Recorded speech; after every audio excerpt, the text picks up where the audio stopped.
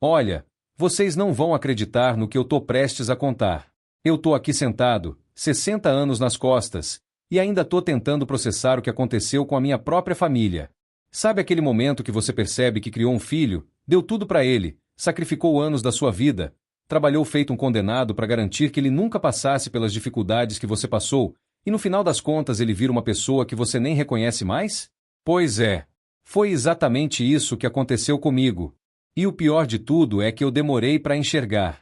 Sabe quando você tá dentro da situação e vai normalizando aos poucos? Tipo, começa com uma coisa pequena, depois outra, e quando você se dá conta, tá completamente imerso numa dinâmica tóxica e nem percebeu como chegou ali? Foi assim comigo e o Marcelo, meu filho. Eu sempre fui um cara trabalhador, desde piá.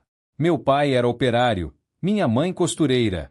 A gente nunca passou fome, mas luxo era palavra que não existia no nosso vocabulário. Lembro de usar roupa que o vizinho tinha passado pro meu irmão mais velho, e que depois passava para mim, e depois pro meu irmão caçula. Era assim que funcionava. Ninguém reclamava, era a vida que a gente tinha. Quando terminei o ensino médio, mal e porcamente porque tinha que trabalhar durante o dia, decidi que meu destino não ia ser igual ao do meu pai. Nada contra ele, era um homem honrado, trabalhador, digno. Mas eu queria mais. Queria construir algo meu, ter minha própria empresa, ser meu próprio patrão. E foi isso que fiz. Comecei vendendo peças automotivas usadas numa garagem que alugava por mixaria. Acordava às 5 da manhã, ia nos desmanches comprar peças boas, limpava tudo, reorganizava, e vendia com uma margem pequena mas honesta. O negócio foi crescendo devagar, mas crescendo. Demorou anos, décadas na verdade, mas consegui. Hoje tenho 12 distribuidoras espalhadas pelo estado, emprego mais de 200 pessoas, faturo milhões por ano. Mas sabe o que eu mais queria? Dar pro meu filho a vida que eu nunca tive. Queria que ele estudasse nas melhores escolas, que tivesse roupas novas, que nunca passasse vergonha na frente dos amigos por não ter isso ou aquilo. E consegui. O Marcelo estudou em colégio particular a vida toda, fez cursinho preparatório, entrou numa faculdade federal de administração que eu tinha orgulho de falar para os meus amigos. Tudo começou há uns 3 meses atrás. Eu estava no escritório da minha empresa, aquela rotina de sempre, quando recebi uma ligação do Marcelo, meu filho. Ele estava com aquela voz toda animada, sabe? Aquela empolgação que eu não ouvia há tempos. Pensei que finalmente ele ia me contar alguma boa notícia, sei lá, uma promoção no trabalho dele, ou talvez que a Débora, minha nora, estava grávida. Mas não. O que ele queria era dinheiro. De novo. Mas antes de continuar, preciso voltar um pouco no tempo. Preciso falar da Marina, a mãe do Marcelo, o amor da minha vida, a mulher que mudou tudo para mim. A gente se conheceu quando eu tinha 20 e poucos anos, ela era caixa num supermercado e eu ia lá comprar as coisas básicas pro mês. Sempre escolhia a fila dela, mesmo quando tinha outras mais vazias. Ela percebia, sorria para mim daquele jeito tímido que ela tinha. Demorei 3 meses para ter coragem de chamar ela para sair. 3 meses. Mas quando finalmente chamei, ela topou na hora. Nossa primeira conversa de verdade durou 6 horas. Sentamos numa praça e conversamos sobre tudo. Sonhos, medos, família, futuro. Ela me contou que queria ter filhos, muitos filhos, e uma casa cheia de amor e risada. Eu contei sobre meu sonho de ter minha própria empresa, de construir algo do zero. Casamos 1 ano depois, numa cerimônia simples mas bonita. A mãe dela chorou o tempo todo. Meu pai fez um discurso emocionante sobre como eu tinha encontrado uma joia rara. E eu realmente tinha. A Marina não era só bonita por fora, era bonita por dentro. Tinha uma bondade genuína, sabe? Daquelas pessoas que enxergam o melhor nos outros, que acreditam que todo mundo merece uma segunda chance. Quando ela ficou grávida do Marcelo, nossa felicidade foi completa. Eu lembro de colocar a mão na barriga dela e sentir ele chutar, e pensar: esse meu filho, eu vou dar tudo de melhor para ele, vou ser o melhor pai que esse menino podia ter. E juro que tentei. Juro mesmo. O Marcelo nasceu num dia de chuva, em julho. Pesava 3,5 kg, tinha um tufo de cabelo preto igual o meu. Quando a enfermeira colocou ele nos meus braços pela primeira vez, eu chorei. Chorei porque finalmente tinha uma família de verdade, algo que era só meu, que ninguém podia tirar de mim. A Marina era uma mãe incrível. Paciente, amorosa, mas firme quando precisava. Ela não passava a mão na cabeça do Marcelo como eu às vezes fazia. Quando ele fazia birra no mercado querendo um brinquedo, era ela quem explicava calmamente que não, que a gente não podia comprar tudo, que ele já tinha brinquedos em casa. Eu, por outro lado, já queria ceder, comprar logo para ele parar de chorar. Mas ela me segurava. Você vai estragar o menino, ela dizia, meio brincando mas meio séria. Os anos foram passando. O negócio foi crescendo. A Marina deixou o emprego no supermercado para cuidar do Marcelo em tempo integral, uma decisão que tomamos juntos. Eu trabalhava cada vez mais, chegava tarde em casa, saía cedo. Mas sempre, tentava estar presente nos momentos importantes. Reunião da escola? Eu tava lá. Apresentação do Dia dos Pais? Eu tava na primeira fila. Jogo de futebol dele no sábado? Eu era o torcedor mais barulhento da arquibancada. O Marcelo era um menino bom. Um pouco mimado? Talvez. Mas bom. Tirava notas boas na escola, tinha amigos, não dava trabalho. A Marina dizia que a gente tinha acertado na criação dele, que ele ia ser um homem de bem, trabalhador, honesto como eu. Aí veio a doença. O Marcelo tinha 15 anos quando a Marina começou a sentir umas dores estranhas. Primeiro achamos que era gastrite, estresse, essas coisas. Mas as dores não passavam. Ela foi no médico, fez uns exames. Voltou para casa com aquele olhar que eu nunca vou esquecer. Um olhar de medo puro. Câncer de pâncreas. Estágio avançado. Os médicos deram 6 meses para ela. 6 meses? Como você processa uma informação dessas? Como você olha para a mulher da sua vida, mãe do seu filho, e aceita que em 6 meses ela não vai mais estar ali? Eu fiz de tudo. Busquei os melhores médicos, os melhores tratamentos, gastei fortunas em procedimentos experimentais. Nada adiantou. A doença era agressiva demais. 5 meses depois do diagnóstico, a Marina se foi. O Marcelo ficou destruído. Eu também. Mas eu tinha que ser forte por ele. Tinha que manter a família funcionando de alguma forma. Então enterrei minha dor lá no fundo e foquei em cuidar dele. Talvez tenha sido aí que comecei a errar. Talvez tenha sido aí que comecei a compensar a falta dela dando coisas demais, dizendo sim quando deveria dizer não. Porque veja bem, a Marina equilibrava a gente. Eu era o pai que queria dar tudo, ela era a mãe que ensinava limites. Sem ela, a balança desbalanceou completamente pro meu lado. E o Marcelo, ainda processando a perda da mãe, começou a pedir cada vez mais coisas. E eu, com a culpa de não conseguir salvar a Marina, de não conseguir impedir que ele perdesse a mãe, dava tudo o que ele pedia. Pai, preciso de um notebook novo para a faculdade. Comprei o melhor que tinha na loja. Pai, meu carro é muito velho, tá me dando vergonha na frente dos colegas. Comprei um carro novo. Pai, quero fazer intercâmbio. Paguei 6 meses nos Estados Unidos. Toda vez que eu dava algo para ele, sentia que estava cumprindo o papel da Marina também. Como se o dinheiro pudesse preencher o vazio que ela tinha deixado. Que ilusão ridícula, né? Mas era o que eu fazia. O Marcelo se formou em administração. Eu ofereci um cargo na empresa. Ele topou. Trabalhava comigo há quase 5 anos quando conheceu a Débora. Pai, preciso conversar contigo sobre um investimento, ele disse. Investimento. Essa palavra tinha virado uma espécie de código entre nós. Toda vez que ele dizia investimento, eu já sabia que ia sair caro. E olha, não é que eu fosse pão duro não, longe disso. Eu construí um império do zero, comecei vendendo peças automotivas numa garagem minúscula, e hoje tenho uma rede de distribuidoras que fatura milhões por ano. Dinheiro nunca foi problema. O problema era a atitude do Marcelo. Desde que ele casou com a Débora, há 5 anos, virou outra pessoa. Antes, ele era um menino trabalhador, humilde, estudioso. Fez faculdade de administração, trabalhou comigo na empresa durante anos, aprendeu o negócio de baixo para cima. Eu tinha orgulho dele. Mas depois que conheceu aquela mulher, tudo mudou. E olha, eu tentei gostar dela no início. Juro que tentei. Quando Marcelo trouxe ela para casa pela primeira vez para me conhecer, eu estava empolgado. Fazia tempo que ele não namorava sério, e ele parecia realmente feliz com ela. Preparei um jantar, arrumei tudo direitinho, Queria causar uma boa impressão. A Débora chegou usando um vestido que devia custar mais que o salário mensal de um dos meus funcionários. Salto alto, cabelo impecável, maquiagem perfeita.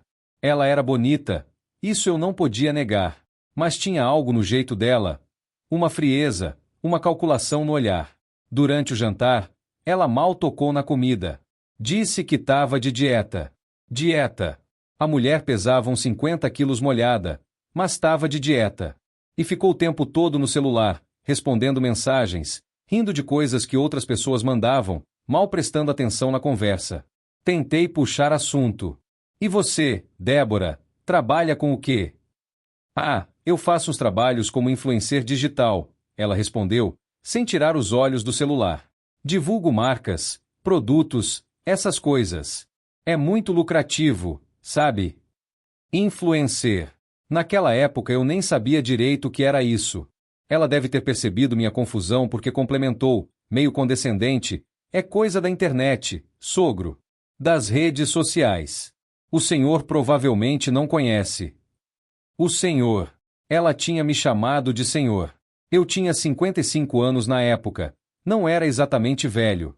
Mas para ela, eu já era o senhor. O Marcelo parecia não perceber nada disso. Tava com aquele olhar apaixonado, encantado, defendendo cada coisa que ela dizia. Quando ela comentou que o bairro onde eu morava era meio antiquado, ele concordou.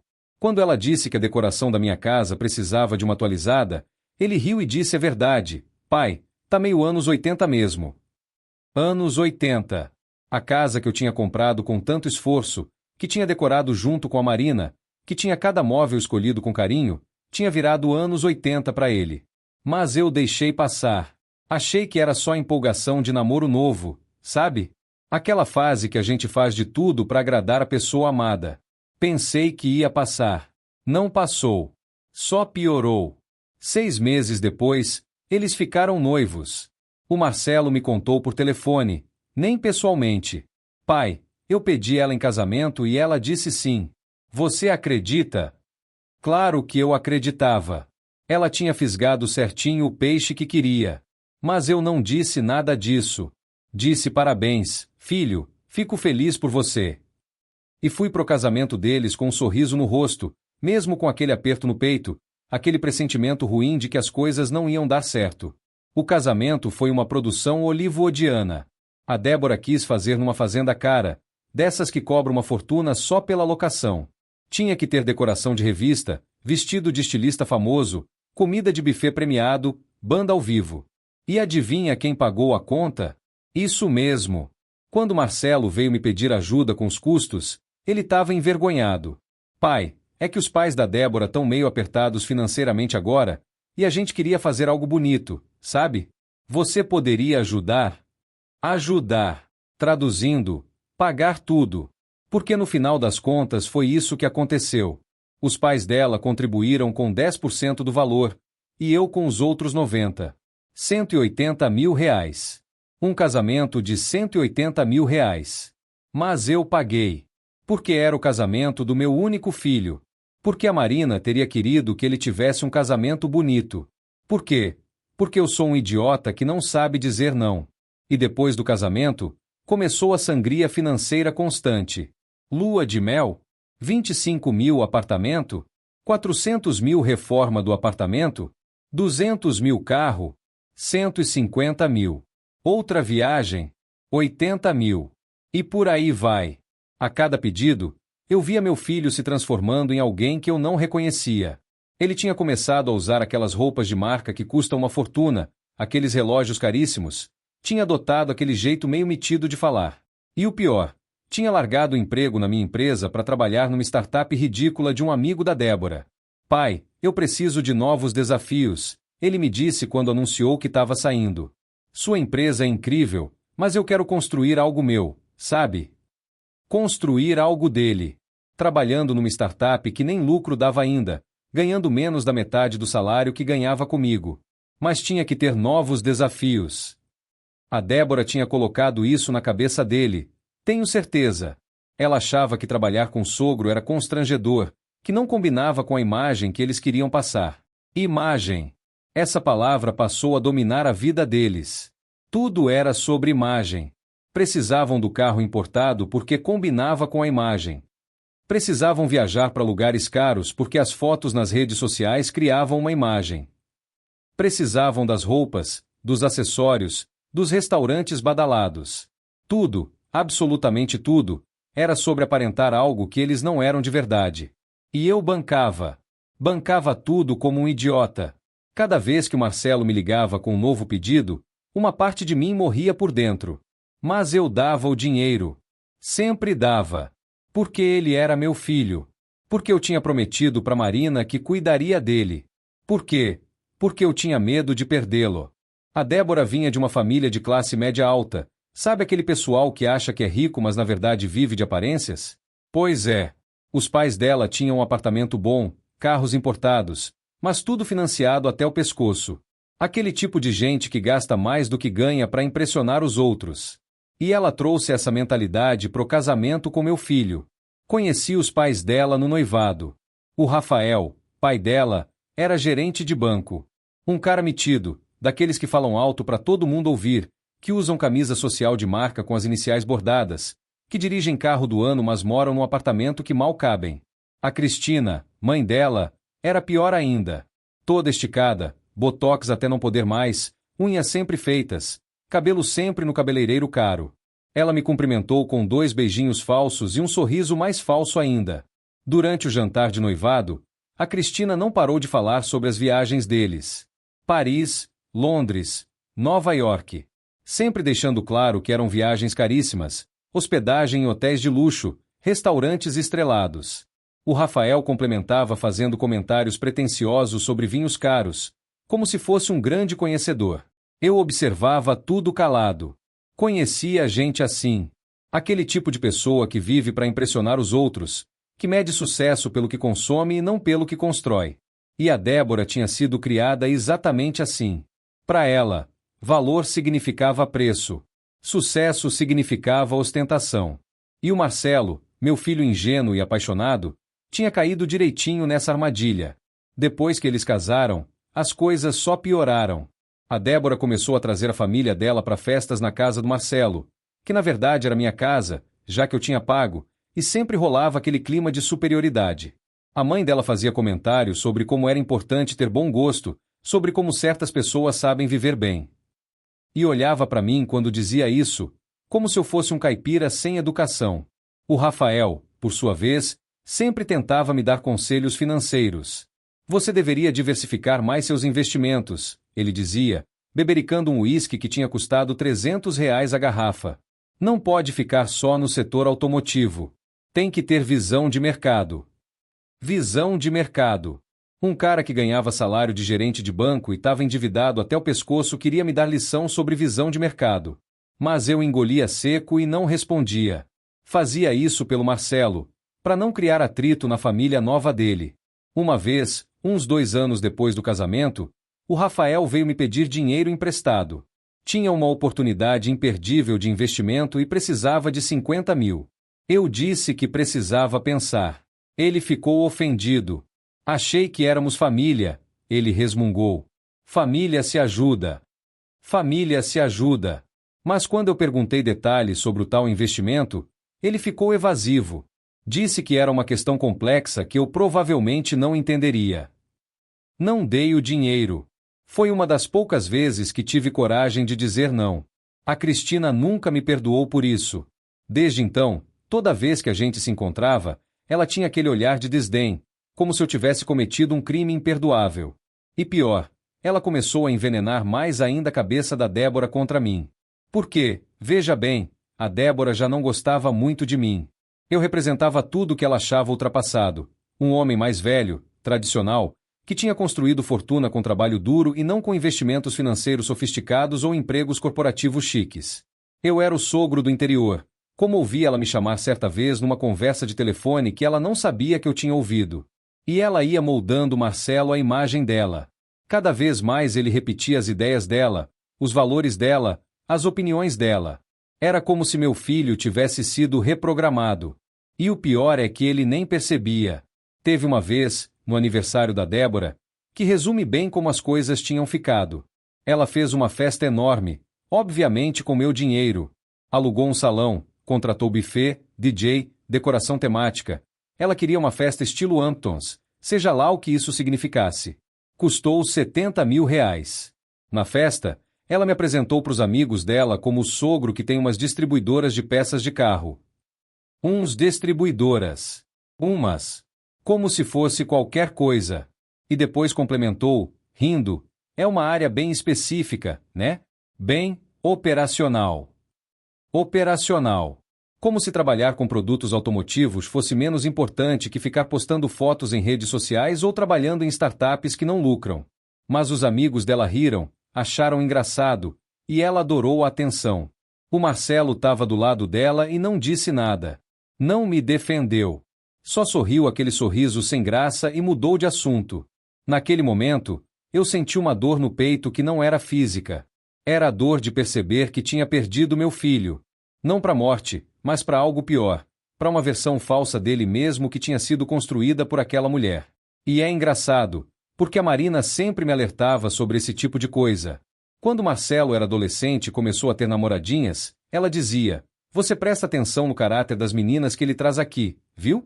Porque a mulher que nosso filho escolher vai ter uma influência enorme sobre ele. Pode ser para melhor ou para pior. Como ela estava certa. Como ela sempre estava certa. Às vezes eu ficava imaginando o que a Marina diria sobre a Débora. Tenho certeza absoluta que ela não aprovaria. Tenho certeza que ela veria através das fachadas e das aparências. E tenho certeza que ela não deixaria o Marcelo se transformar no que ele se transformou. Mas a Marina não estava aqui. Eu estava sozinho. Sozinho tentando lidar com um filho que eu não reconhecia mais, com uma nora que me desprezava, e com um vazio imenso onde deveria existir família de verdade. No começo, eu achei que era só fase. Jovem casal querendo ter seu próprio padrão de vida, isso é normal. Eu mesmo dei de presente de casamento um apartamento para eles, completamente quitado. Pensei que ia ajudar eles a começar bem, sem dívidas. Mas não. 6 meses depois, o Marcelo veio me pedir dinheiro para reformar o apartamento. Pai, a Débora não se sente bem naquele lugar, é muito simples para ela. Simples.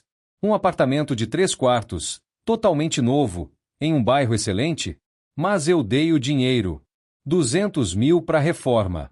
Depois foi carro. Pai, meu carro não combina com a imagem que preciso passar para os clientes. Cliente? Que cliente? Ele tinha saído da minha empresa para trabalhar numa startup de um amigo da esposa, ganhando menos da metade do que ganhava comigo. Mas dei o dinheiro pro carro. Mais 150 mil. Aí veio viagem. Pai, a Débora tá estressada, precisamos de umas férias. Dubai. Eles foram para Dubai. Eu nem sabia direito onde ficava esse lugar na época, mas o Marcelo me mostrou fotos de hotéis que custavam $5.000 a diária. Dei o dinheiro. R$ 80.000 para 2 semanas de férias. E assim foi. Festa de aniversário da Débora? 50 mil curso de pós-graduação dela?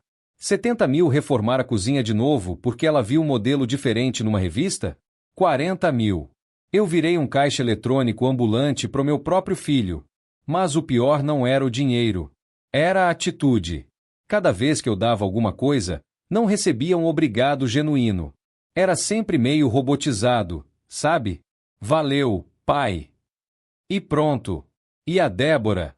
Essa nunca me agradeceu por nada.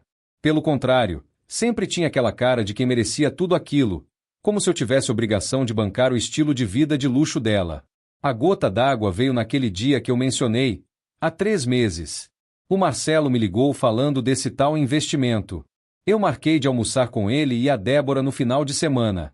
Queria entender direitinho o que eles queriam dessa vez. Chegou o sábado. Eles apareceram na minha casa dirigindo um carro novo. Outro carro novo. Nem fazia 1 ano que eu tinha dado aquele outro. Eu não comentei nada, mas fiquei observando. A Débora desceu do carro usando um vestido que eu tinha certeza que custava uns 5, 6 mil reais, bolsa de marca, sapato de marca, tudo de marca. O Marcelo também estava todo produzido, relógio caríssimo no pulso. Sentamos para almoçar. A empregada tinha preparado um feijoada, aquela comida boa de casa. Mas a Débora torceu o nariz. Ai, sogro, comida pesada de novo? A gente tá tentando manter uma alimentação mais saudável. Manter uma alimentação saudável?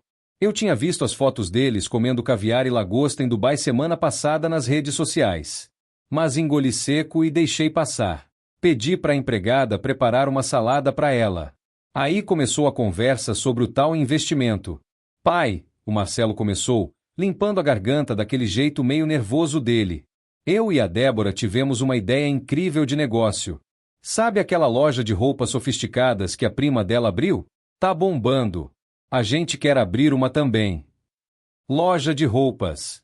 Meu filho, que cresceu no meio de peças automotivas, que tinha administração nas veias, queria abrir uma loja de roupas. Porque a prima da esposa tinha uma. A lógica era impecável.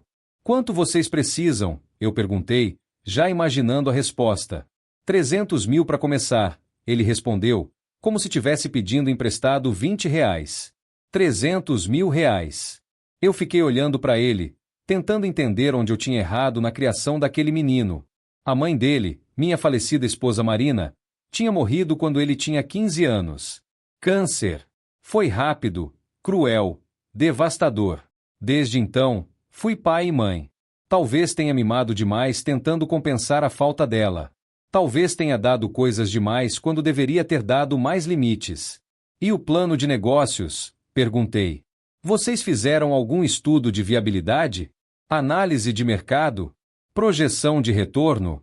O Marcelo olhou para Débora. Ela olhou de volta. Aquele silêncio constrangedor. Pai, não precisa complicar, a Débora finalmente falou, com aquele tom meio irritado que ela usava comigo. A prima conseguiu, a gente também consegue. É só questão de ter o capital inicial. É só questão de ter o capital inicial. Claro! Como se negócio se fizesse só com dinheiro, sem planejamento, sem estudo, sem esforço. Deixa eu pensar no assunto, eu disse. E foi aí que eu tive a ideia. A ideia que mudou tudo. Naquela noite, sozinho em casa, eu fiquei pensando. Pensei na Marina, em como ela criaria o Marcelo se tivesse viva. Ela era firme, mas amorosa. Sabia colocar limites sem ser autoritária. Eu, por outro lado, tinha sido permissivo demais. E olha o resultado. Um filho de 32 anos que não sabia o valor do dinheiro, que achava que tudo caía do céu, que tinha virado uma marionete nas mãos da esposa. Eu precisava dar um choque de realidade nele. Mas como? Aí me veio a ideia maluca, quase insana. E se eu fingisse que estava quebrado? E se eu fizesse ele acreditar que perdi tudo? Será que nessa situação extrema eu conseguiria ver quem meu filho realmente era? Se ele me apoiaria? Ou se me abandonaria? Quanto mais eu pensava, mais aquilo fazia sentido. Não era sobre o dinheiro. Era sobre caráter. Era sobre descobrir se eu tinha criado um homem de verdade ou um moleque mimado que só me procurava quando precisava de algo. Decidi botar o plano em prática. Mas precisava ser convincente. Muito convincente. Na segunda-feira, liguei pro Marcelo. Filho, sobre aquele dinheiro da loja, vamos conversar semana que vem, tá? Surgiu uma situação aqui na empresa que preciso resolver primeiro. Ele resmungou um pouco, mas concordou. Aí comecei a preparar o terreno. Liguei pro Roberto, meu contador há 20 anos, e contei o plano. Ele achou que eu tinha enlouquecido, mas topou ajudar. Era um dos poucos que sabia de tudo sobre minhas finanças e em quem eu confiava de olhos fechados. Vou precisar que você prepare uns documentos falsos, eu disse. Nada ilegal, só para mostrar pro Marcelo. Balanços contábeis mostrando prejuízos, dívidas, uma situação financeira catastrófica. O Roberto trabalhou nisso por uma semana. Criou uma narrativa toda. Uma das distribuidoras tinha dado um prejuízo enorme devido a um lote de peças defeituosas que gerou processos judiciais. Outra distribuidora tinha sido assaltada e o seguro não cobriu. Empréstimos bancários para tentar cobrir os rombos, fornecedores cobrando, e por aí vai. Parecia real. Muito real. Também comecei a mudar meu comportamento. Parei de ir aos restaurantes que costumava frequentar. Comecei a usar roupas mais simples. Dispensei o motorista, disse que estava economizando. Vendi um dos carros. Fiz questão de comentar com pessoas próximas que as coisas estavam complicadas, sabendo que a notícia chegaria aos ouvidos do Marcelo. E chegou. 2 semanas depois, ele me ligou. Pai, tá tudo bem? Ouvi uns comentários. Vem aqui em casa hoje à noite, eu disse, com a voz mais cansada que consegui fazer. Preciso conversar contigo sobre uma coisa séria. Quando ele chegou, sozinho dessa vez, eu estava na sala, cercado de papéis. Os documentos falsos que o Roberto tinha preparado. Eu tinha até dormido mal de propósito nas últimas noites para ter aquela cara de quem está preocupado, estressado. Senta aí, filho, eu disse, apontando para o sofá. Preciso te contar uma coisa. Ele sentou, com aquele olhar apreensivo. Que foi, pai? Eu suspirei fundo. Tá tudo errado, Marcelo. A empresa tá quebrada. Vi a cara dele ficar pálida. Como assim quebrada? Aí eu comecei a inventar. Contei sobre o lote de peças defeituosas, sobre os processos, sobre o assalto, sobre os empréstimos. Mostrei os papéis falsos, os números negativos em vermelho, as dívidas acumuladas. Fui convincente. Muito convincente. Quanto tá a dívida? Ele perguntou, com a voz trêmula.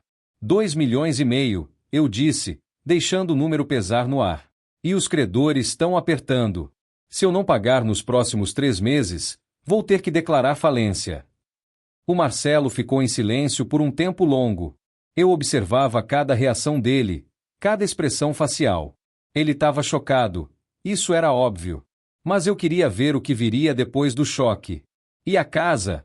Ele perguntou. Seus investimentos pessoais? Vou ter que vender tudo, eu respondi. A casa, o apartamento da praia, as ações. Tudo para tentar cobrir as dívidas. E mesmo assim não sei se vai ser suficiente. Ele passou a mão no cabelo, aquele gesto nervoso que fazia desde pequeno. Pai, eu não sei o que dizer. Não precisa dizer nada, eu falei. Só queria que você soubesse. Por isso não posso te ajudar com aquela loja agora. Aliás, não vou poder ajudar com mais nada por um bom tempo. Desculpa, filho. Ele ficou mais uns minutos ali, meio perdido, depois levantou. Tá, pai. A gente conversa depois. Preciso processar isso tudo. Foi embora. E eu fiquei ali, me perguntando se tinha feito a coisa certa. Mas continuei com o plano. Nos dias seguintes, intensifiquei a atuação. Comecei a falar sobre procurar emprego em outras empresas, sobre talvez alugar a casa e mudar para um apartamento menor. Coloquei a casa à venda de mentira, botei até uma placa na frente. Cada detalhe era calculado para fazer tudo parecer real.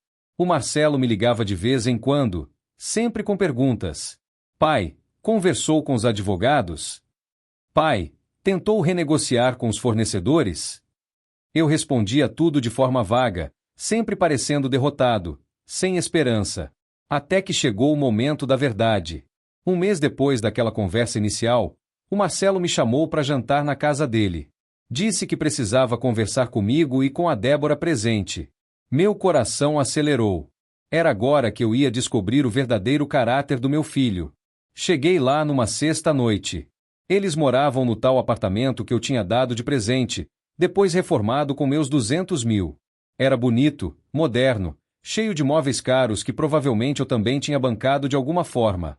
Quando saí do elevador e bati na porta, demorou uns bons 2 minutos até alguém atender.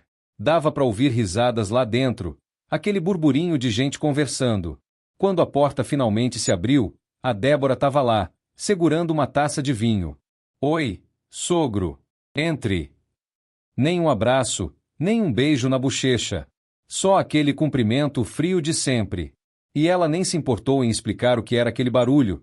Aparentemente tinha mais gente lá, mas eu não tinha sido avisado. Entrei na sala e vi que tinha 2 casais lá. Amigos deles. Pelo jeito. Uma das mulheres me olhou dos pés à cabeça, avaliando minha roupa. Eu estava usando uma calça jeans e uma camisa social básica, nada de especial. Vi ela cochichar algo com a outra mulher e as duas rirem baixinho. Tava sendo julgado.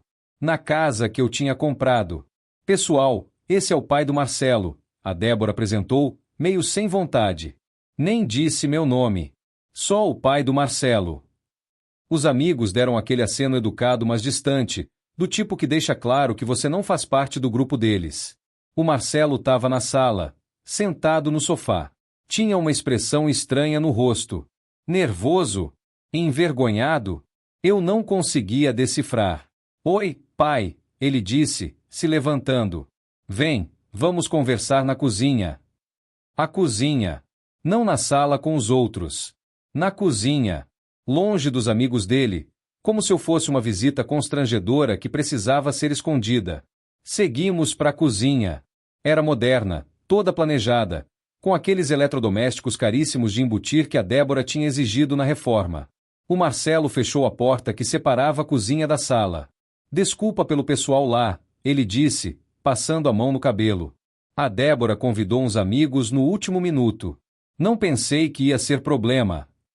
Não é problema, eu respondi, embora fosse. Você disse que queria conversar comigo sobre algo importante. Do que se trata? Ele respirou fundo, deu uma olhada para a porta da cozinha como se quisesse ter certeza que ninguém estava ouvindo. É sobre sua situação. Sobre a empresa, as dívidas. Sim. Pai, eu e a Débora conversamos muito. Passamos noites acordados pensando nisso. E chegamos numa conclusão. Ele pausou. Eu esperei.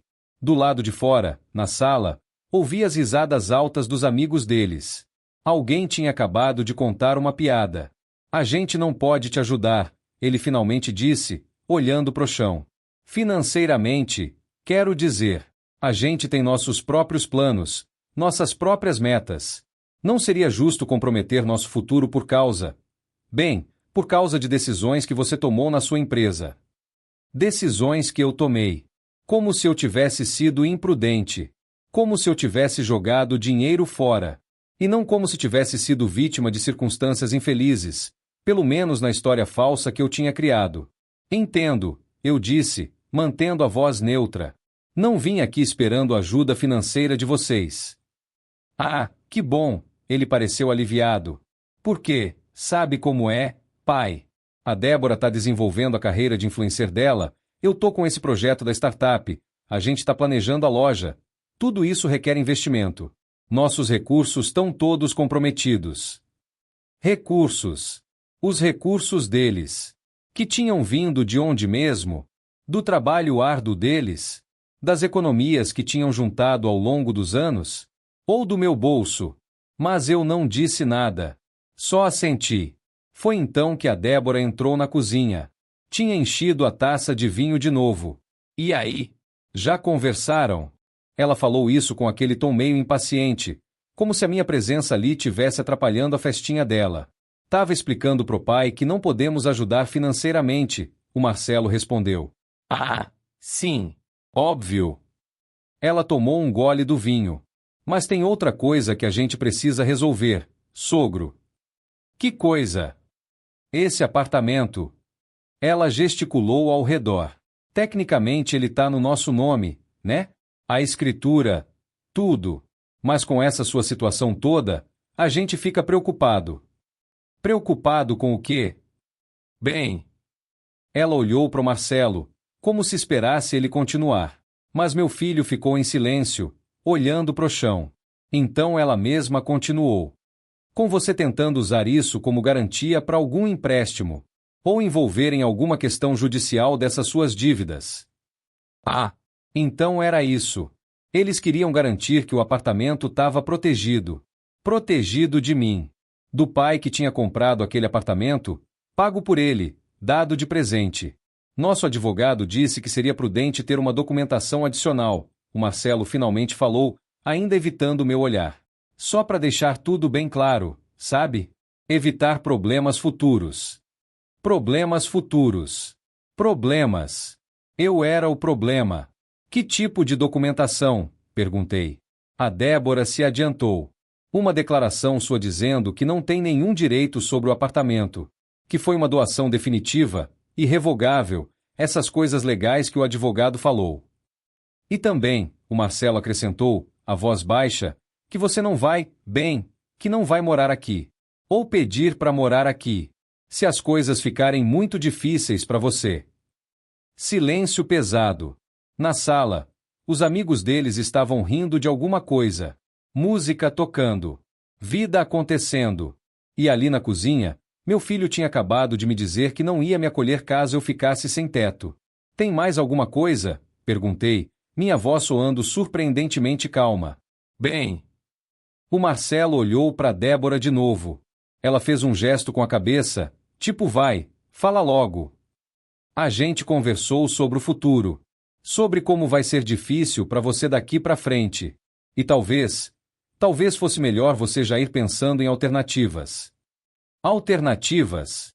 A Débora largou a taça na bancada com um barulho seco. Olha, sogro, vou ser direta porque clareza é importante, né? Tem aqueles lugares específicos para idosos. Residenciais. Com assistência, atividades, outras pessoas da mesma idade. Seria até melhor para você, considerando tudo. Idosos. Residenciais. Ela estava me sugerindo asilo. Meu filho estava ali do lado dela, ouvindo isso, e não disse nada. Absolutamente nada. É que, o Marcelo tentou suavizar, percebendo talvez que tinha passado dos limites. É que aquela casa grande que você tem, sozinho, vai ficar muito difícil de manter sem dinheiro. E nesses lugares, você teria tudo mais fácil, sabe? E a família? Perguntei. Vocês pretendem me visitar nesses lugares? Outro silêncio constrangedor. A Débora examinou as unhas, aquelas unhas perfeitamente feitas em algum salão caro. O Marcelo mexeu no celular, como se tivesse recebido uma mensagem urgente. É que a gente vai estar ocupado demais, né, amor?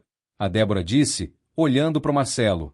Com a loja que vamos abrir, vai ser correria total. Mas a gente tenta dar um pulo lá de vez em quando, claro. A loja.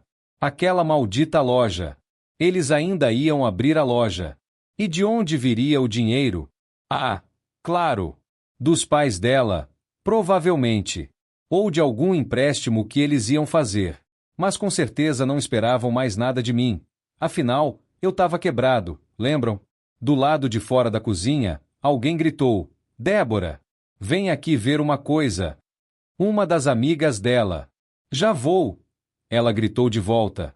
Então olhou para mim. Bom, é isso, sogro. A gente só queria deixar tudo claro, sabe? Sem mágoas, sem mal-entendidos. É melhor assim. Ela saiu da cozinha com a taça de vinho, deixando eu e o Marcelo sozinhos de novo. Ele finalmente me olhou nos olhos. Pai, eu sei que tudo isso é meio pesado, mas a gente precisa pensar no nosso futuro também. Você entende, né? Eu entendo. Entendia o quê? Que meu filho tinha se tornado alguém que me jogaria na rua sem piscar. Que tinha se casado com uma mulher cruel que via pessoas como objetos descartáveis. Que tudo que eu tinha feito por ele durante 32 anos tinha sido em vão. Tem os documentos? Perguntei. Saí daquele apartamento com o coração pesado. Entrei no meu carro, dirigi até em casa, e quando finalmente fechei a porta atrás de mim, deixei as lágrimas correrem. Não eram lágrimas de tristeza pela situação financeira falsa. Eram lágrimas de decepção, de dor, de luto pelo filho que eu achava que tinha criado, mas que na verdade não existia. Passei o final de semana inteiro sozinho, pensando, será que devia revelar a verdade já? Ou será que devia continuar o teste?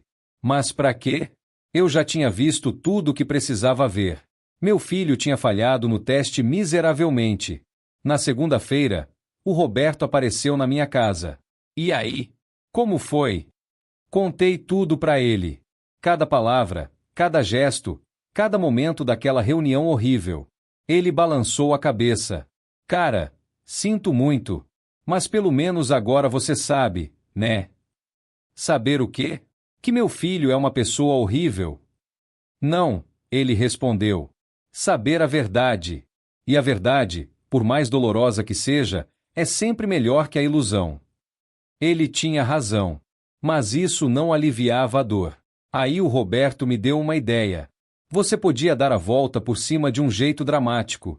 Sabe, fazer uma revelação épica. Mostrar para ele que você não está quebrado, que tudo foi um teste, e ver a reação dele. A princípio, resisti. Parecia muito novelesco, muito teatral. Mas quanto mais eu pensava, mais a ideia fazia sentido. Não era sobre vingança. Era sobre dar uma última oportunidade para o Marcelo enxergar o que ele tinha se tornado.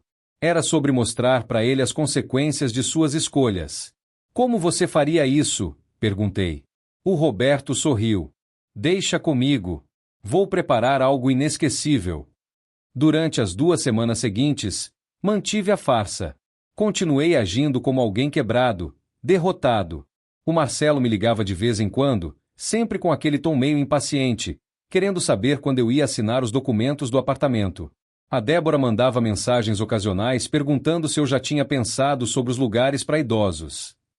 Eu respondia de forma vaga, adiando, ganhando tempo enquanto Roberto preparava o grande final.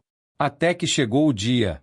O Roberto organizou uma espécie de reunião na minha empresa. Disse que era para discutir o futuro da companhia com os investidores e credores. Convidou Marcelo, dizendo que era importante ele estar presente como herdeiro. Herdeiro! Que piada! A reunião foi marcada para uma quinta-feira, 18h.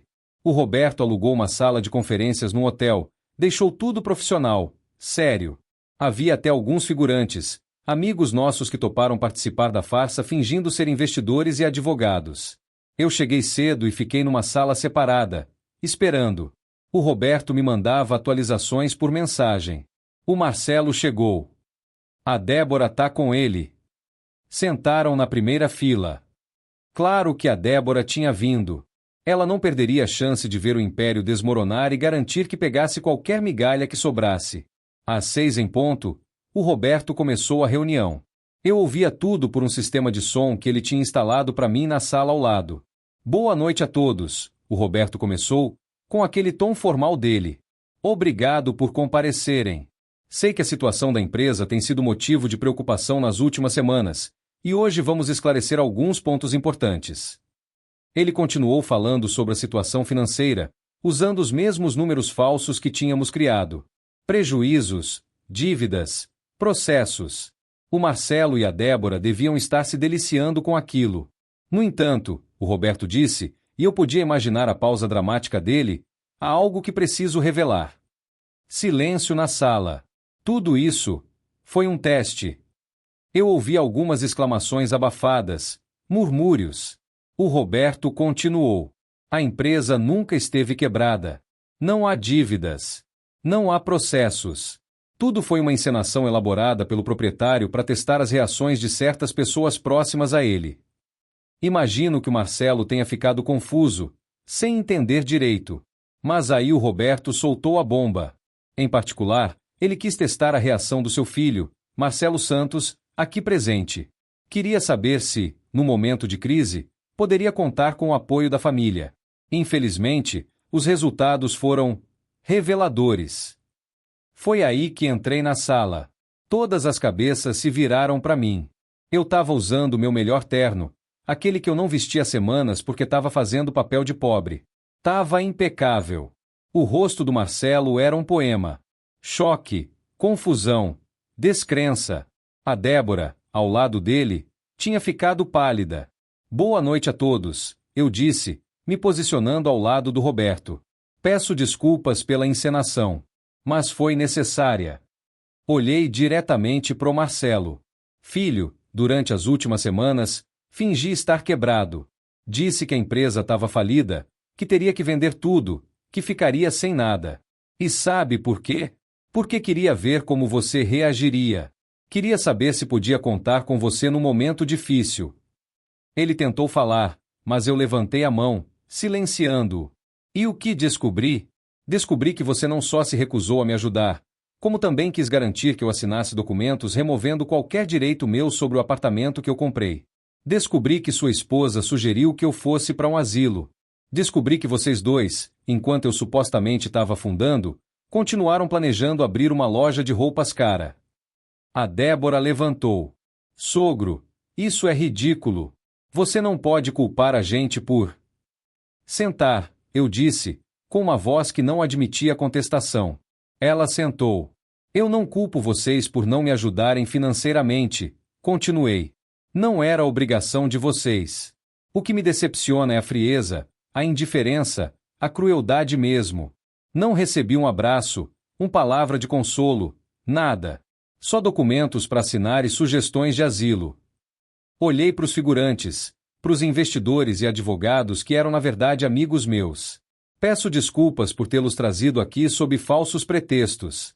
Mas queria testemunhas do que vou dizer agora. Voltei minha atenção pro Marcelo. Filho, quando sua mãe morreu, prometi a ela que cuidaria de você. E cuidei. Talvez até demais. Dei tudo o que você pediu. Nunca neguei nada. E com isso, criei um homem que não sabe o valor das coisas, que acha que tudo é direito adquirido, que escolheu uma mulher que só valoriza aparências e dinheiro. Pai, deixe eu explicar, ele tentou, a voz tremendo. Não, cortei. Não tem explicação.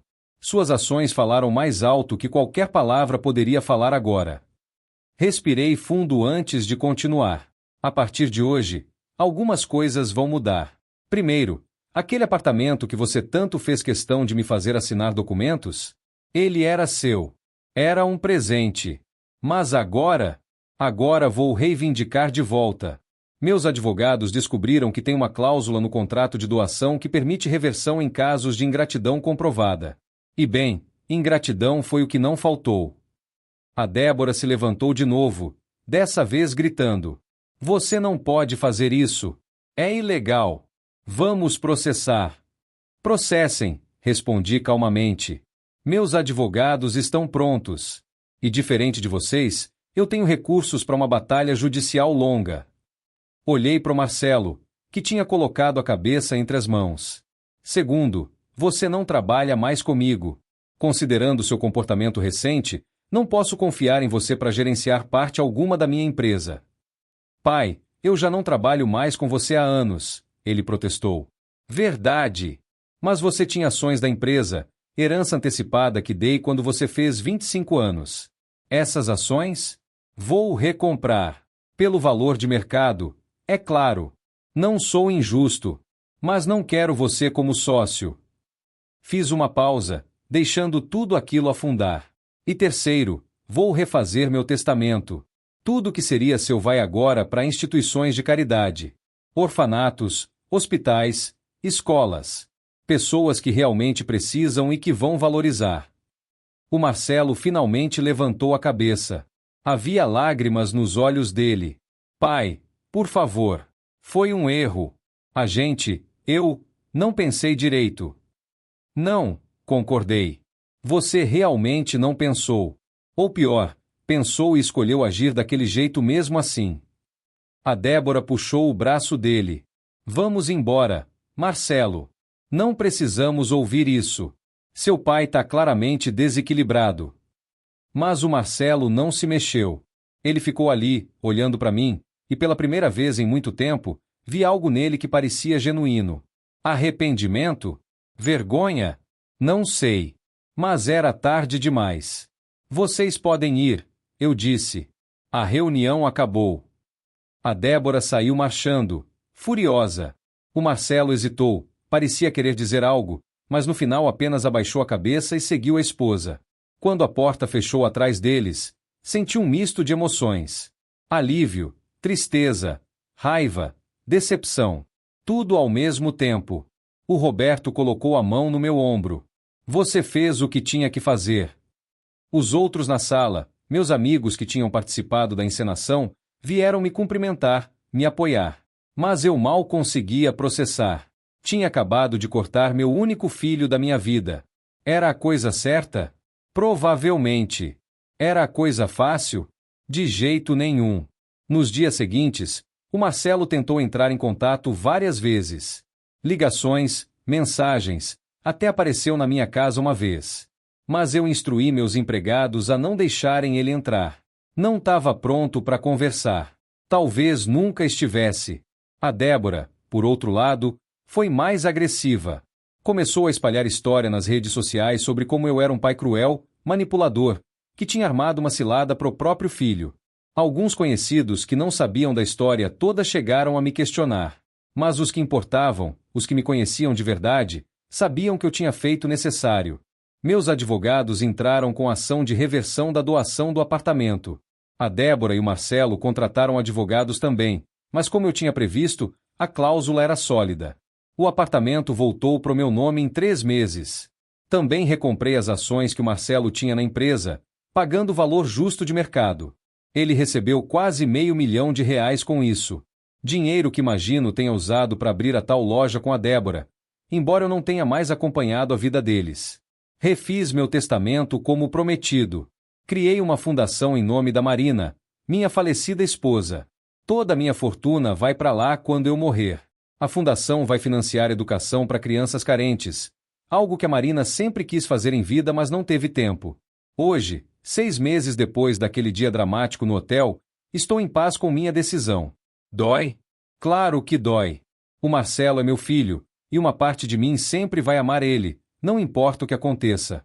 Mas amor não significa aceitar tudo. Amor também significa estabelecer limites, ensinar consequências.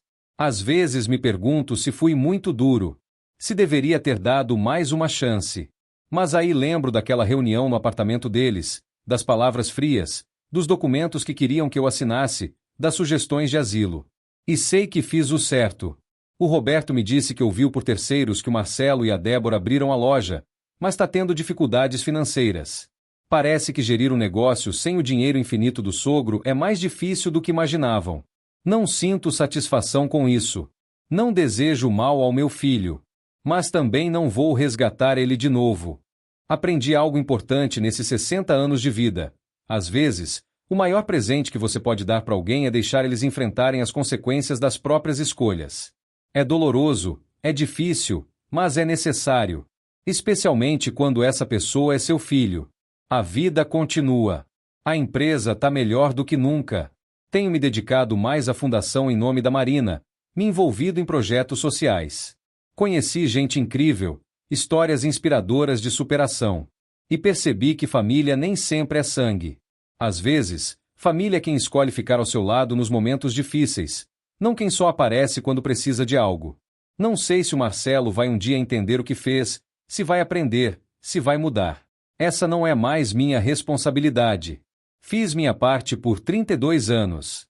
Agora, a vida dele é problema dele. Quanto a mim, tô aprendendo a viver de novo. Sem expectativas, sem decepções constantes, sem ser um caixa eletrônico ambulante. Tô aprendendo quem é realmente importante, quem realmente se importa. E sabe de uma coisa? Me sinto mais leve agora do que me sentia quando estava bancando tudo pro Marcelo e a Débora.